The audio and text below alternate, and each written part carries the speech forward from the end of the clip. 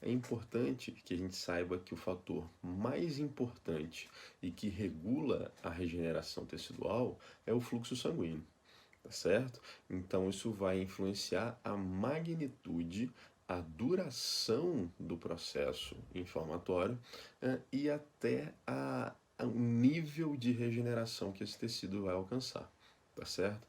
Então, por exemplo, tecidos mais vascularizados, como os ossos, né, tendem a ter um processo de regeneração mais intenso e mais eficiente, né, o que não acontece com tendões e ligamentos, já que esses são menos vascularizados, tá certo?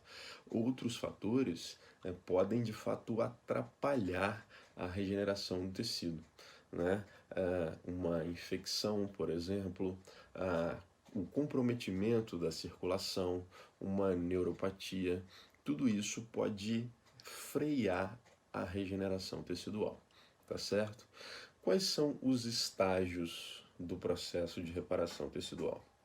Então, logo após uma lesão, seja um macrotrauma, um trauma grande, né, ou um microtrauma, né, são, por exemplo, um exemplo de microtrauma, são aquelas microlesões ósseas, né, decorrente do treinamento físico de corrida. Então, uma pessoa corre, ela gera impacto na corrida e ela naturalmente vai gerar microlesão óssea. E essa microlesão ela é normalmente reparada se houver tempo hábil de descanso para que aquele osso se torne mais forte, né? Então esse é um exemplo de microlesões, certo? Então, após esses eventos ou a destruição do tecido por uma bactéria, por exemplo, o corpo vai tentar regenerar a si mesmo a partir de uma série de eventos e esses eventos são sobrepostos no tempo. Isso significa que um evento não precisa necessariamente terminar para que outro evento comece, né? Os primeiros estágios, né, que são chamados estágios agudos, eles vão incluir a coagulação e a inflamação propriamente dita, tá? Eles têm o objetivo de limpar o local e preparar esse local lesionado para que ocorra aí o processo de cicatrização e regeneração do tecido, tá? Inicialmente, né, logo, imediatamente após a lesão, também vai haver ali alguns eventos visando manter a hemostasia, né, impedir o extravasamento excessivo de sangue, a hemorragia, por exemplo. Depois, inicia-se aí um processo subagudo, que a gente chama de migratório e proliferativo, tá certo? Os objetivos desses eventos são preencher o local da lesão, né, formando aí um tecido cicatricial provisório. E finalmente, a gente tem aí um processo crônico com uma duração maior de tempo, tá? Que a gente chama de remodelamento tecidual ou maturação tecidual. Como eu disse, são eventos sobrepostos, mas a gente separa eles em fases com o objetivo de facilitar a explicação e o entendimento, tá certo? Então vamos começar a falar aí a respeito dessas fases com um pouco mais de detalhes. Então, imediatamente após uma lesão, a gente tem a fase de coagulação e inflamação.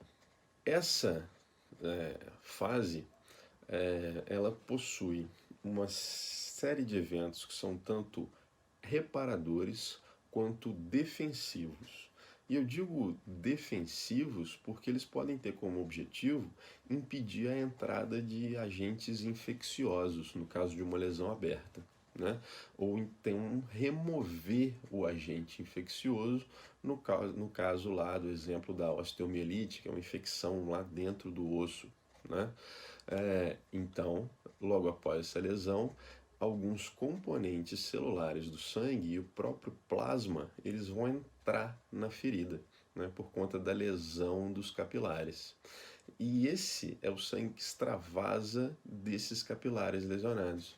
E isso vai causar uma hipóxia numa determinada área, já que o sangue não vai fluir de maneira apropriada.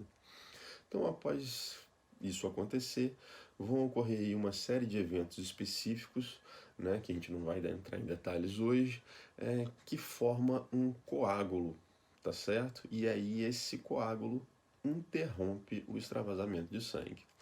Ainda nesse período inicial, vai ocorrer a vasoconstrição dos capilares lesionados, né? E essas duas coisas vão impedir a hemorragia. Então, isso é a resposta imediata à lesão. Logo depois do controle dessa perda sanguínea, vai ocorrer a vasodilatação dos capilares que estão ao redor da lesão. E essa vasodilatação, ela é muito importante, pois ela permite aí o aumento da permeabilidade da parede desses capilares, né, permitindo a saída de plasma do capilar para o espaço intersticial, ali próximo da lesão. Né? Isso a gente chama de exudação. Né? A exudação é importante para manter o meio da lesão, o local da lesão líquido, tá certo? E isso vai permitir aí a chegada de novas células sanguíneas ao local da lesão. Tudo bem? Esse, então, extravasamento sanguíneo inicial, imediatamente antes da formação do coágulo, ele já vai trazer algumas substâncias que vão prevenir a infecção, né? Uma vez que eles têm lá macrófagos, né, e fibroblastos. Os fibroblastos vão ser importantes lá na próxima fase.